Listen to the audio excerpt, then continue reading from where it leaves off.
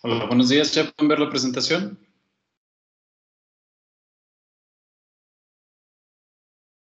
Sí, doctor, buenos días. Buenos días. No.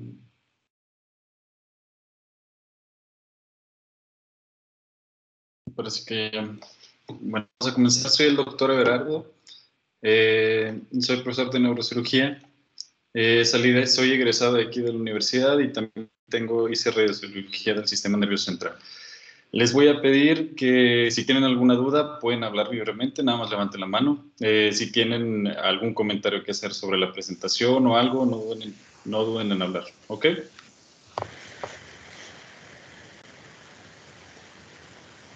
Bueno, el día de hoy vamos a revisar lo que son los tumores cerebrales, las generalidades y la clasificación. Esta es la primera parte de dos pláticas, la segunda plática se las va a dar el doctor Toledo. Lo importante que quiero que se lleven ustedes de esta plática es cómo van a hacer el diagnóstico de un tumor cerebral, cómo lo van a diagnosticar a ustedes cuando estén en su consulta privada y que sepan cuándo es urgente y cuándo no. No les voy a pedir que sepan exactamente qué tratamiento van a hacer o cómo se ven específicamente por imagen o menos que se sepan todos los de la clasificación. En general, los tumores cerebrales son un grupo muy diverso de neoplasias que se clasifican según su origen. Los podemos clasificar en primarios y secundarios. Los secundarios son las metástasis y los primarios son de células propias del sistema nervioso central, es decir, pueden ser de astrocitos y se llaman astrocitomas, de oligodendrocitos y se llaman oligodendroglomas, de las meninges y los meningiomas, ¿ok? Y eso es lo que va a hacer que se clasifiquen. Con eso, la Organización Mundial de la Salud ha hecho la clasificación que hace ya periódicamente.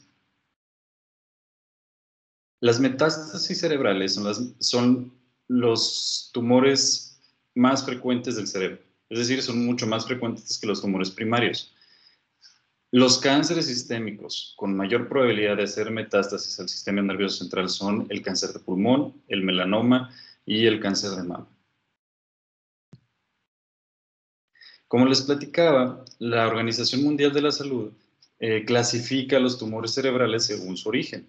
Los puede clasificar, ya van muchas ediciones, si se fijan desde el 79, el 93, el 2000, el 2007, el 2016 y ahora acaba de salir la nueva que es del 2021. La verdad, ya para cuando ustedes estén en la residencia o estén trabajando por fuera ya va a haber salido otra clasificación. Esta generalmente le van agregando cosas. Inició nada más con las características histológicas, después ya hicieron tinciones y le agregaron las inmunohistoquímicas y ahora le acaban de agregar todo lo molecular. Ya saben que ahorita están agregando lo molecular para todo y es el estándar internacional para clasificación de tumores.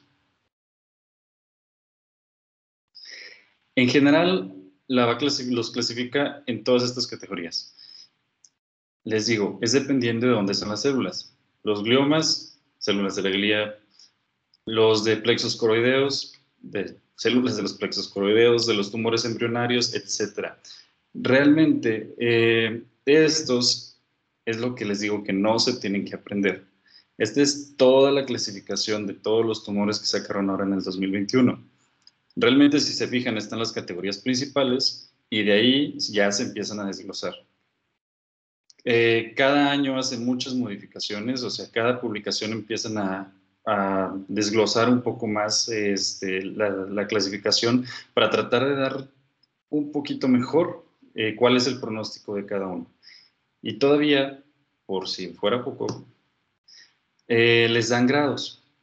Ustedes han escuchado de tumor benigno, tumor maligno. Bueno, en el cerebro no es así. Realmente no sea alguien que diga que tener un tumor en el cerebro sea bueno. Entonces, la OMS los clasifica del 1 al 4. El 1, el menos malo, y el 4 siendo el más malo. Entonces, ya con esto, ustedes se pueden dar una idea de que si les digo, oigan, ¿saben qué? Tiene un glioblastoma y es grado 4. Van a decir, bueno, pues ese es de los más malos. Es de los que son más agresivos y tienden a crecer más. Pero si les digo, ¿saben qué? Tiene un meningioma que es grado 1, es uno de los que son menos malos, que quiere decir que lo podemos quitar con una cirugía y que tiene una sobrevida a largo plazo. ¿Por qué? Porque, por ejemplo, si nosotros pensamos en un astrocitoma difuso, el astrocitoma difuso lo podemos poner en varios grados, 2, 1, 2 o 3. Entonces, ustedes van a saber, ok, es grado 2, es un poco mejor pronóstico que un grado 3. ¿Sí me explico?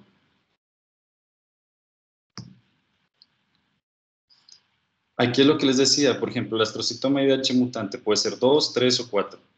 Entonces, pero cada uno de los grados de la OMS es dentro del nombre que pusieron en las primeras tablas. Entonces, digo, realmente es algo que es un poco complicado, son muchas cosas que tienen que aprender, que hay que aprender, y luego aparte ahorita le agregaron todo lo molecular, entonces realmente esto se está haciendo cada vez más grande, pero nos ayuda a dar un mejor tratamiento, a dar un mejor pronóstico a los pacientes. Estas son las cosas que ustedes sí se tienen que saber. ¿Cuál, la incidencia de los tumores primarios del sistema nervioso central en adultos es de 23.8 en 100.000 habitantes? ¿Cuál es el tumor primario más común del cerebro en adultos? El meningioma. ¿Cuál es el tumor más común en adultos en cerebro? Tomando primarios y secundarios, las metástasis. ¿Ok? Entonces, si les preguntan, ¿cuál es el tumor más común de cerebro? Metástasis. ¿Cuál es el tumor más común, cuál es el tumor primario más común en adultos en el cerebro? Meningioma. Le siguen los gliomas y después los tumores hipoficiarios. ¿Ok? En los niños cambia todo totalmente. Hay menor incidencia de tumores en el cerebro, pero nos damos cuenta que los astrocitomas pilocíticos son los más comunes en el caso de los niños. Después van los tumores embrionarios, que esto abarca lo que es el medulloblastoma, los tumores neuroectodérmicos, etc. Y los gliomas malignos, que son generalmente los gliomas de línea media. Realmente esto va variando conforme va avanzando o sea, conforme van cambiando la edad. Por ejemplo, si pueden ver en la tabla, digo, es una tabla logarítmica, por eso se ve, para que se vieran un poco más los tumores. Recuerden, las metástasis son más del 50% de los tumores de cerebro, son los más comunes. Ahora, si vemos la edad de 0 a 19 años, nos vamos a dar cuenta que los astrocitomas son los más frecuentes. Después le siguen los meduloblastomas y después el astrocitoma pilocítico. Pero si avanzamos a los 45, 54 años, nos damos cuenta que el meningioma y el glioblastoma son los más frecuentes, que es lo que estábamos viendo.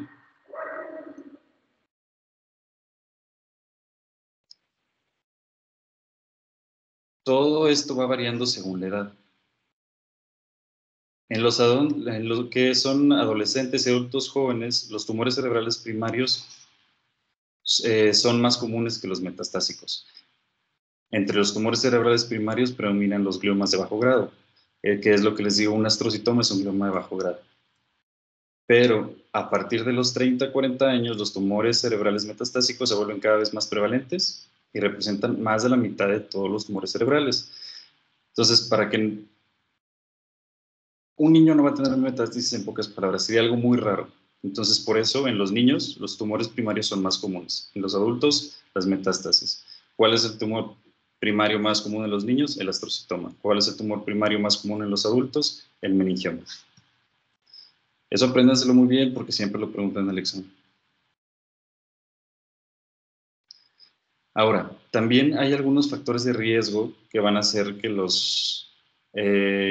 una persona pueda tener algún tumor.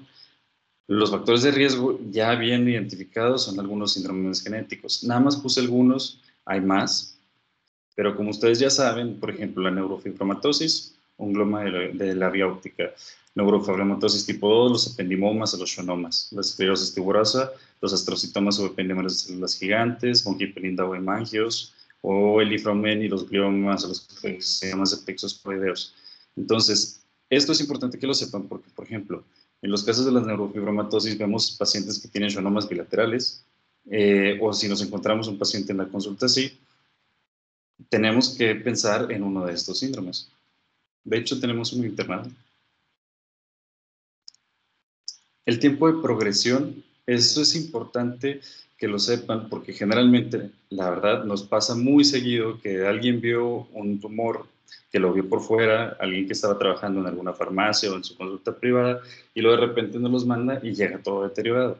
O nos mandan un tumor que realmente lo mandaron de urgencia y no tenían por qué mandárnoslos de urgencia. Siempre que tengo dudas, me lo pueden preguntar. Pero, por ejemplo, los gliomas de alto grado, las metástasis tienden a progresar en días o semanas, hacen mucho edema. Los gliomas de bajo grado, los meningiomas, los schwannomas, pueden tardarse meses o años. Hay meningiomas que ni siquiera crecen, que no dan síntomas y que nomás se da cuenta los pacientes que lo tienen ahí porque hicieron una resonancia por alguna otra cuestión. Estas son las cosas que les digo que tienen que aprender muy bien ustedes, porque son las cosas que un médico general debe saber. La cefalea es la manifestación más común de los tumores cerebrales, pero no todas las cefaleas son tumores. Realmente, la porción de cefaleas que ocasionan los tumores es muy poquito. La más común es la cefalea tensional. ¿Cómo vamos a saber que una cefalea nos oriente hacia que una persona pueda tener un tumor? Para empezar, el dolor es sordo, constante, pulsátil. Lo que realmente nos va a llamar mucho la atención es que es del mismo lado del tumor, no se lo quitan los analgésicos, ha ido progresando y es temprano por la mañana o despierta el paciente. Generalmente es esto algo que van a encontrar muy frecuentemente. Este tipo de tumores lo que hacen, o sea, los tumores lo que hacen es clásico que el paciente se despierta por la mañana, vomita, trae mucho dolor y con eso se le bajó el dolor de cabeza. También que aumenta con los cambios de posición o cuando hacen maniobras de mansalva. Y ahí pueden haber tenido una cefalea previa, pero te dicen, no, es que yo antes tenía este tipo de dolor de cabeza y ahora me cambió totalmente, traigo este dolor y se me ha ido quitando. ¿Ok? Entonces, dolores de cabeza que despierten a alguien o que se levanten con el dolor de cabeza y vomiten, tienen que pensar en que es un dolor de cabeza de un tumor. ¿Ok?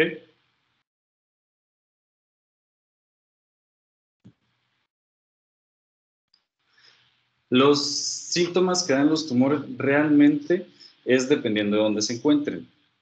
Esto lo van a ver la próxima clase con el doctor Samuel. Las generalmente, o de hecho hasta les podría apostar prácticamente, o sea, si yo les pregunto qué tipo de crisis convulsivas da un tumor, nunca vayan a contestar tónico-clónico bilaterales. Realmente los tumores, como están localizados en un lugar, generalmente son focales y de ahí progresan y se hacen tónico-clónico bilaterales. Dependiendo de dónde esté, son los síntomas o las manifestaciones que te va a dar o las crisis que te pudiera dar el tumor. Por ejemplo, si están frontales, pues pueden ser, va a dar síntomas motores o de resto del lenguaje. Si son occipitales, van a dar alteraciones visuales. Si son temporales, ahí tienen compartimentos repetitivos, tienen auras algunas veces auditivas, a veces les da miedo, a veces sienten una cosa aquí que dicen que tienen, como que sienten cierto miedo y que sienten que les duele la boca del estómago, y eso antes de presentar las crisis convulsivas tónico-clónico bilaterales. También después de la convulsión pueden tener una fase posictal, generalmente son ganas de dormir y fatiga, y después van recuperando poco a poco. Y hay una parálisis que se llama parálisis de Todd. Generalmente es porque se cansan los músculos y puede haber paresia después de haber presentado la crisis convulsiva. Ahora, si yo les dijera cuáles son los tumores que más tienden a presentarse con crisis convulsivas, generalmente los que son de bajo grado. O sea, por ejemplo, un astrocitoma, los oligodendrogliomas, es muy común que tengan crisis convulsivas. Entonces, si en alguna ocasión les preguntan sobre alguna paciente que presentó crisis convulsivas, y que en la tomografía serían calcificaciones, van a pensar en un oligo, antes que en cualquier otro tumor más feo. ¿Ok? También puede haber déficits focales, o sea, todos los tumores va a ser focal porque están en un lugar. O sea, las crisis convulsivas van a empezar de cierto lugar y de ahí se pueden hacer bilaterales, pero están empezando ahí. También los déficits van a ser dependiendo de dónde esté el tumor. Y el tumor, si pueden ver en esa imagen, todo lo que se ve gris alrededor de lo blanco es edema. Lo blanco y lo de adentro es necrosis. Ese es el tumor. Entonces, realmente el tumor lo que puede hacer es inflamar los tejidos, hacer un efecto de masa y también va a causar edema en el resto del cerebro. ¿Cuáles son los déficits focales que vamos a tener? Por eso es importante la exploración neurológica. Por ejemplo, si nosotros tenemos paresia, pues ustedes van a decir, bueno, pues es que está por la franja motora el tumor o me está afectando alguna de las vías descendentes. Generalmente, si fuera solo el edema lo que está afectando este lugar, te va a mejorar con la dexametasona, con los esteroides. Si destruyó las fibras, pues no lo vamos a poder ayudar. Si mejorara con los glucocorticoides, también la resección del tumor puede aliviar el efecto de masa y disminuir lo que le tenemos que estar dando de esteroides. Generalmente una práctica común es que ven un tumor cerebral y le empiezan a dar esteroides, pero es importante que alguien neuro, de nosotros, valore bien toda esa respuesta, porque eso nos va a ayudar mucho para saber tanto en cuanto a la cirugía que requiera, tratamientos, etc. Si estamos pensando en un paciente que tiene alteraciones sensoriales, pues nos vamos hacia el lóbulo parietal, en la prótesis somatosensorial. Si es afasia, depende de qué tipo de afasia.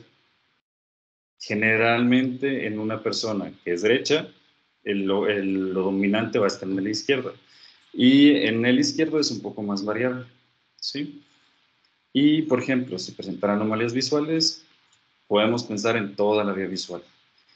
Ahora, ¿qué es importante aquí? La verdad, siempre chequen, si se acuerdan que estaba el esquemita de las alteraciones de la vía visual.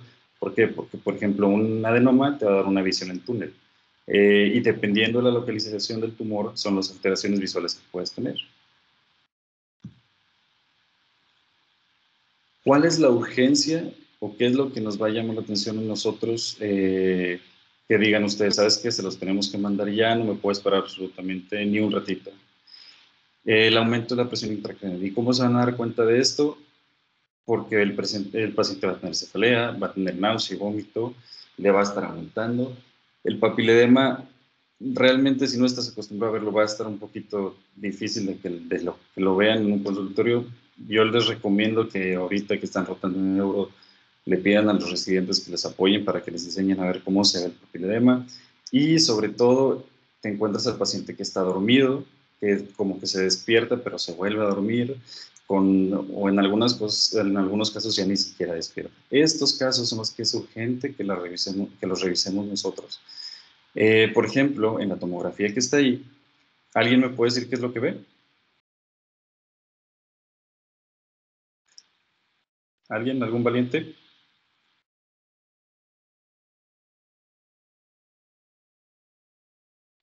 Bueno, si no voy a decir un nombre al azar.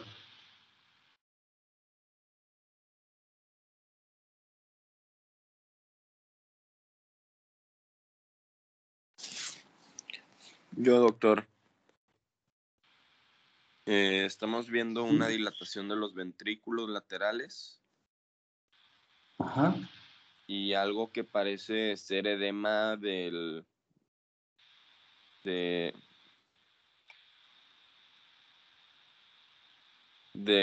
lóbulo occipital. Me quedan dudas si es lóbulo occipital o si ya estamos a nivel de cerebelo. Sí. Está un poquito movida es a nivel de cerebelo. Lo que se ve ahí, si alcanzas a ver, se ve como una pelota ahí. O sea, se ve un tumor, es un tumor de fosa posterior. Lo que hacen esos es que ocluyen el cuarto ventrículo y hacen que ya no drene bien el líquido cefalorraquídeo, se obstruye la salida del líquido cefalorraquídeo y es lo que te hace que se dilate el sistema ventricular.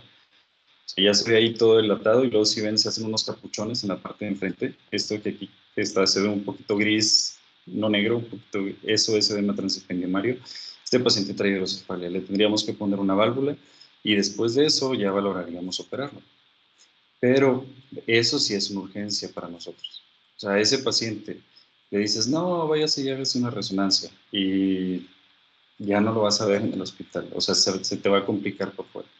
Entonces, esa sí requiere una valoración neuroquirúrgica urgente. Cuando vean un paciente que se está quedando dormido, lo despierten y se vuelve a quedar dormido, de plano no despierta, es cuando nos lo tienen que mandar. Yo les recomiendo que ahorita en serio aprendan a ver lo que es el papiledema. Por eso les digo que en la valoración inicial, lo principal es la historia clínica y la valoración neurológica. ¿Por qué? Porque con eso podemos saber cuál es el déficit asociado y cuál es la urgencia del tratamiento. Créanme, van un chorro de pacientes que vemos en el hospital que pudieron haber llegado antes, pero nadie se dio cuenta que tenían un tumor en la cabeza. Y el estudio ideal no es el TAC. El TAC nada más lo hacemos en casos de urgencia. Realmente, cuando queremos ver, por ejemplo, los meningiomas que agarran las estructuras óseas, o en pacientes que no podemos hacer una resonancia porque traen marcapasos. Pero el estudio óptimo para evaluar un tumor cerebral es la resonancia magnética contrastada. La resonancia magnética contrastada no es diagnóstica. El diagnóstico lo hacemos con patología, ¿ok? ¿Alguna duda hasta ahorita?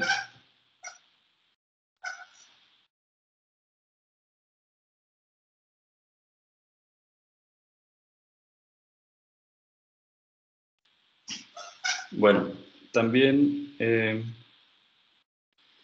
es importante en la valoración inicial? Lo primero también que vamos a hacer es buscar algún dato que sugiera un origen metastásico. Les decía, en los adultos lo más común es que sea una metástasis. Entonces, cuando nosotros estemos sospechando, por ejemplo, un viejito que fumaba mucho, que fumaba más de una cajetilla diaria durante 20 años, pues obviamente ya sabemos por dónde nos estamos orientando. Entonces, y en la resonancia, vamos a ver, ¿alguien me puede decir cuántas lesiones ven ahí?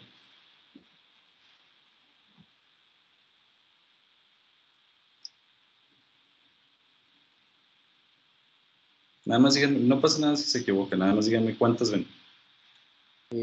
Dos, doctor. Dos. 3, doctor. General, ¿tres? ¿Dónde está? ¿La de atrás está? Sí, la de atrás. Es que no sé si ven mi... No, la de atrás es el seno, es que es una resonancia contrastada y está pintado el seno sagital. Realmente ahí nada más están dos lesiones. ¿Ok? La del lado izquierdo y la grandota del lado derecho, que trae bastante edema, está desviando la línea media. Ahora, siempre que en una resonancia vean más de una lesión, sospechen enfermedad metastásica. Y al sospechar una enfermedad metastásica, generalmente lo que hacemos es le hacemos un torco abdominal y empezamos a investigar de todo. O sea, le empiezas a buscar en la piel a ver si tiene lunares que sean raros, o le vuelves a preguntar, oiga, ¿y cuánto fumaba? Si es una mujer, pues le haces una exploración mamaria, porque es bien importante que en caso de ser un origen metastásico, pues detectemos de dónde viene. Eso nos va a decir mucho hacia dónde vamos. Otra cosa que nos hace sospechar un origen metastásico es que agarre, por ejemplo, que agarre el parénquima y luego que crezca hacia el hueso y agarre también las meninges, o sea, que agarre varios compartimentos. Los de cerebro, como les decía al principio, salen de un solo tipo de células. O sea, por ejemplo, si son células de la glía, pues va a crecer en la sustancia blanca y ya.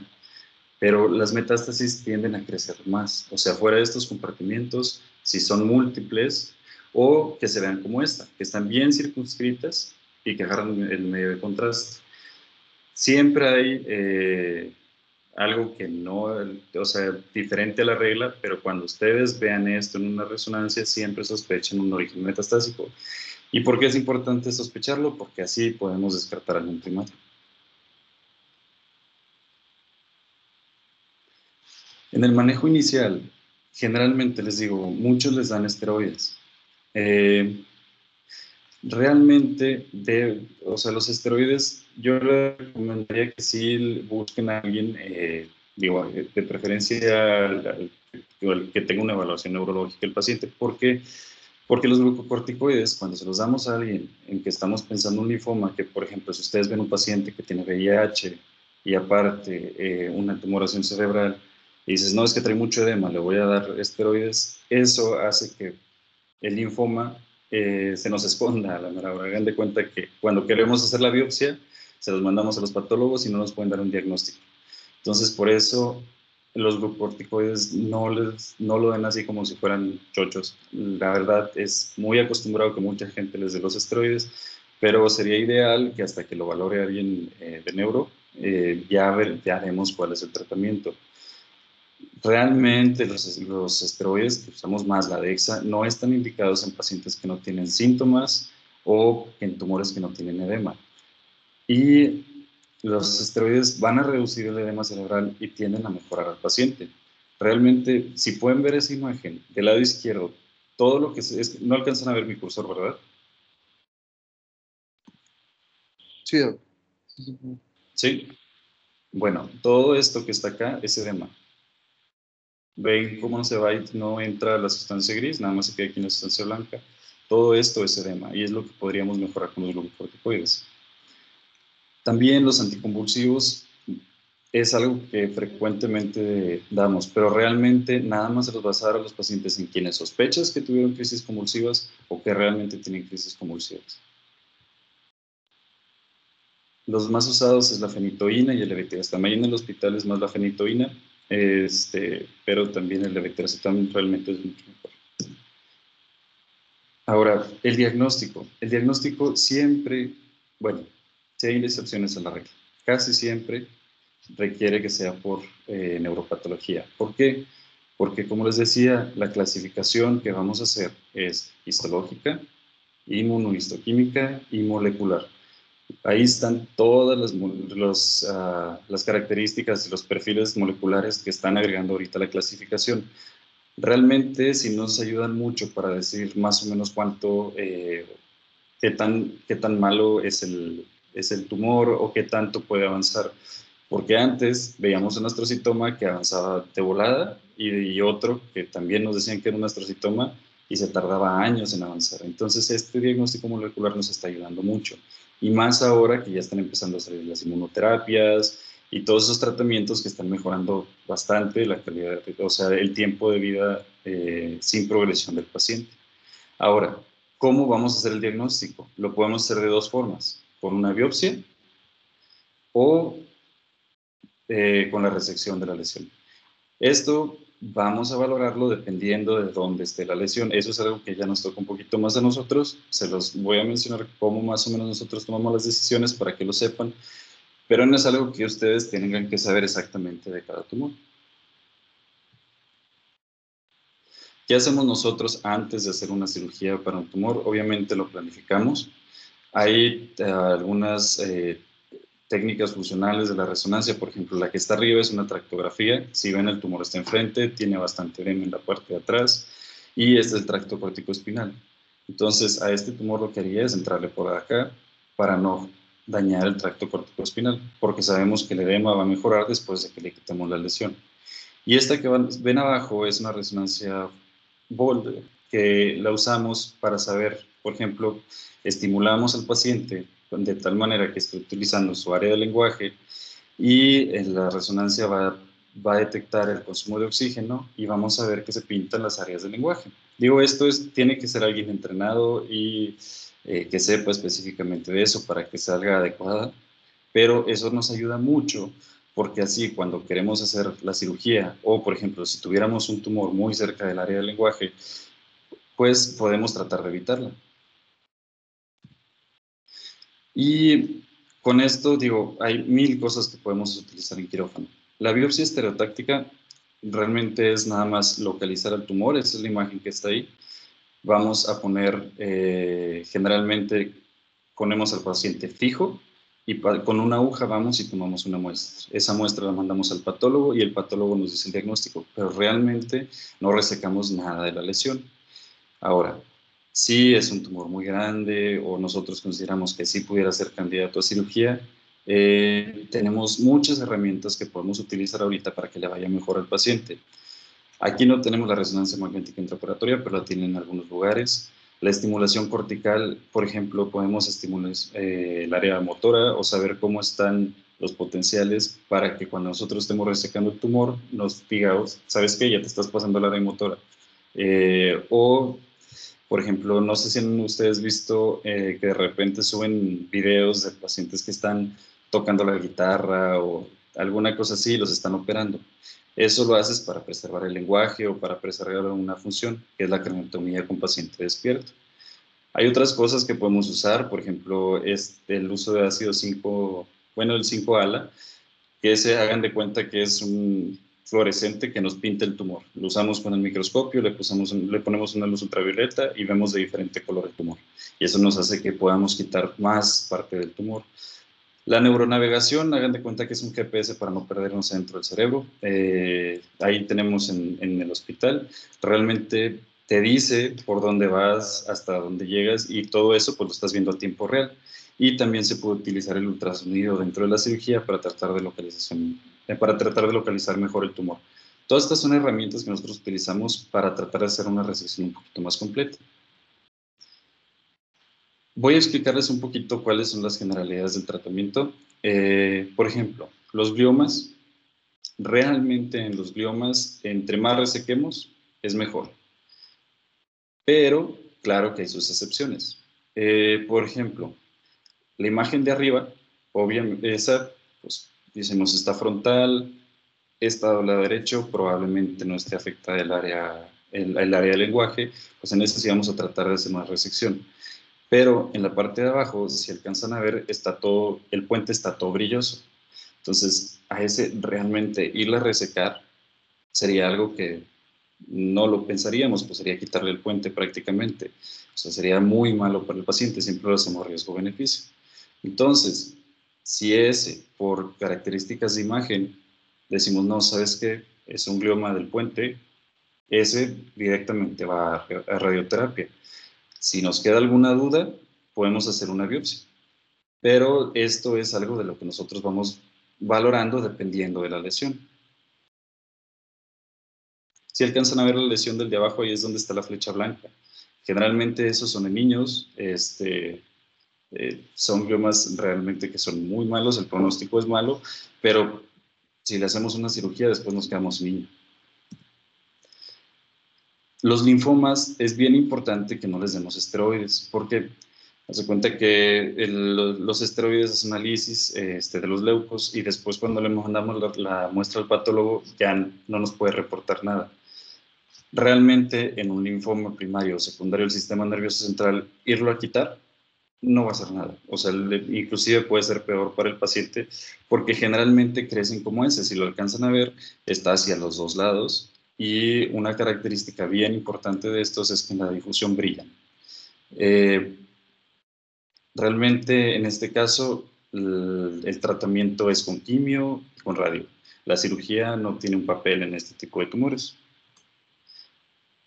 Otro tipo de tumores muy comunes son los meningiomas. Los meningiomas, como su nombre lo dice, salen de las meninges. Siempre al doctor Arturo les gusta preguntar, los meningiomas son del aracnoides. Entonces, como están afuera del cerebro, no lo invaden, nada más lo están empujando. Estos realmente, si vamos y los quitamos, y es un grado 1, no le va a volver a crecer al paciente, son de muy buen pronóstico. Sí hay unos que están localizados en áreas muy difíciles para nosotros para accesar o que corre mucho riesgo el paciente de que nosotros le vayamos a causar un déficit y esos son los que tal vez no pudieran ser candidatos a cirugía. Ahí es cuando hacemos radioterapia o radiocirugía. Pero insisto, son cosas que nosotros vamos a ir valorando. Inclusive hay otros meningiomas que, por ejemplo, hace poquito vimos una señora de 86 años que tiene un meningioma chiquito, frontovasal, y dices, pues ahí lo ha tenido probablemente mucho tiempo y lo va a tener ahí otros 10 años y no le está causando síntomas, no hay que hacer nada, nada más lo vigilamos. Aquí este es el meningioma y generalmente son tumores muy vascularizados, pero que nada más están empujando al cerebro. Todo eso de cómo ir haciendo el diagnóstico y los tratamientos, pues, basamos en las guías de la NCCN. Por ejemplo, aquí les puse los de las metástasis, que es algo bien importante que ustedes tienen que saber. Por ejemplo, si encontramos dos lesiones, como en la imagen que les puse hace ratito, y no tiene una historia de cáncer, o sea, una historia conocida, bueno, pues tienes que ir a buscar cuándo vas a considerar una cirugía para reducir el efecto de masa si tienes una metástasis muy grandota, o si tiene enfermedad estable y es algo que le salió nuevamente ahí, o si no encuentras otra, o sea, si ya hiciste el screening y no le encontraste ninguna otra lesión. Estas guías las pueden encontrar en la página y vienen de todos los tumores del sistema nervioso central. Realmente están muy padres y están muy completas. Se las puse aquí nada más para fines de que ustedes las conocieran. De hecho, pueden visitar la página y aquí les va diciendo todo. O sea, por ejemplo, esto también es de metástasis y ya les dice WBRT es radioterapia holocráneo, SRS es radiocirugía, inclusive aquí paliativo. Todo esto los pueden ir viendo en esas y viene de todos los tumores del sistema nervioso central. Ahora, y ahí también pueden ir viendo la clasificación y se van actualizando poco a poco. Entonces, realmente la próxima clase, que va a ser con el doctor Toledo, van a ver ya los tumores, las características de los tumores más comunes del sistema nervioso central. No sé si ahorita tengan alguna duda.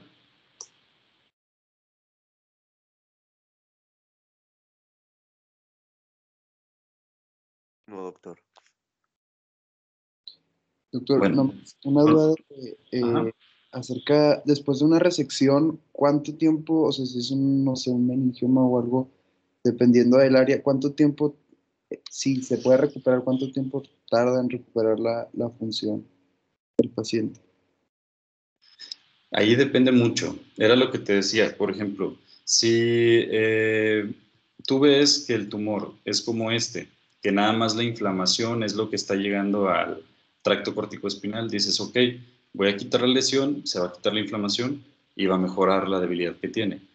Pero si te fijas, aquí en la parte de más adelante alcanzó a cortar unas fibras. Esas fibras son las que no van a mejorar, porque esas sí se dañaron.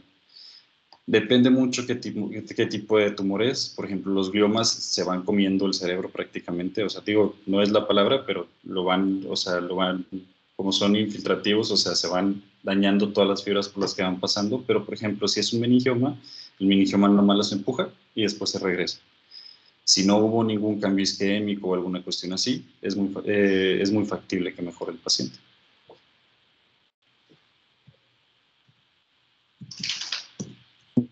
Entonces,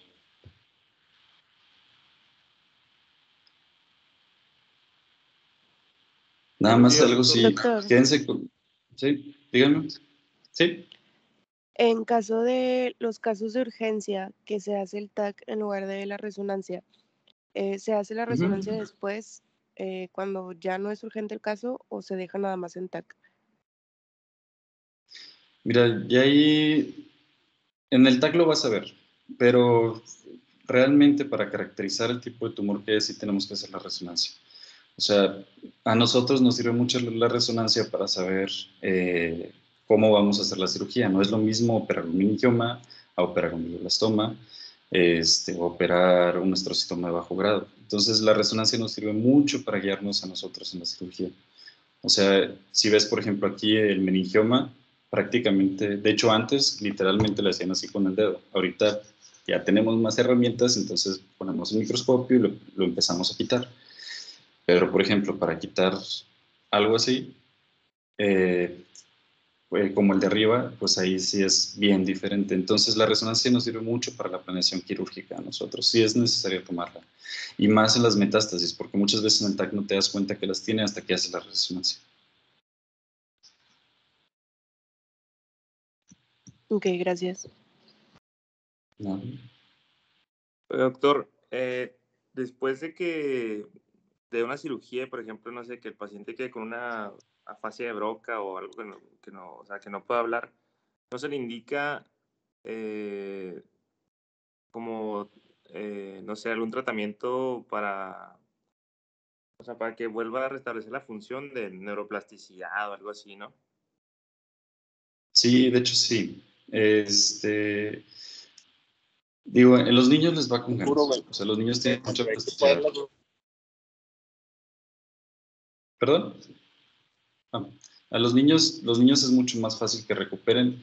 En los adultos sí, sí es más complicado, pero, por ejemplo, ahí creo que sí conocen a Butcher, él es neuropsicólogo, generalmente a él le pedimos que nos apoye con todo eso y pueden hacer ciertos ejercicios para tratar de mejorar esas cuestiones. Realmente sí tienen que llevar rehabilitación, tanto si fuera algo motor, los mandas de rehabilitación física, o si es algo de lenguaje o cognitivo, también los tienes que mandar con neuropsicología. Gracias, doctor.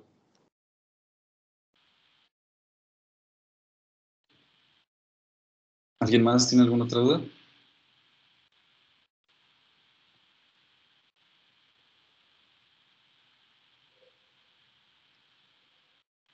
Bueno, nomás quédense muy bien con cuáles son los tumores más comunes. Acuérdense que los tumores más comunes en adultos son las metástasis, los tumores primarios más comunes en adultos son los meningiomas. Digo, generalmente son cosas que le gusta preguntar a la gente.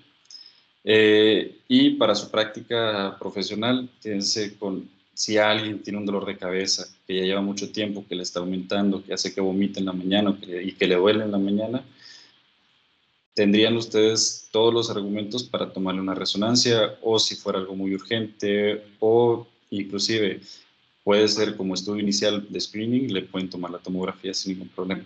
¿Ok? Bueno, si no tienen ninguna otra duda, les dejo mi correo para que si quieren enviarme o tienen alguna duda, también les puedo mandar la presentación. Y pues nos vemos ahí en el servicio. Tengan buen día. Hasta luego. Gracias, doctor. Gracias, doctor. Gracias, doctor. Que tenga buen día.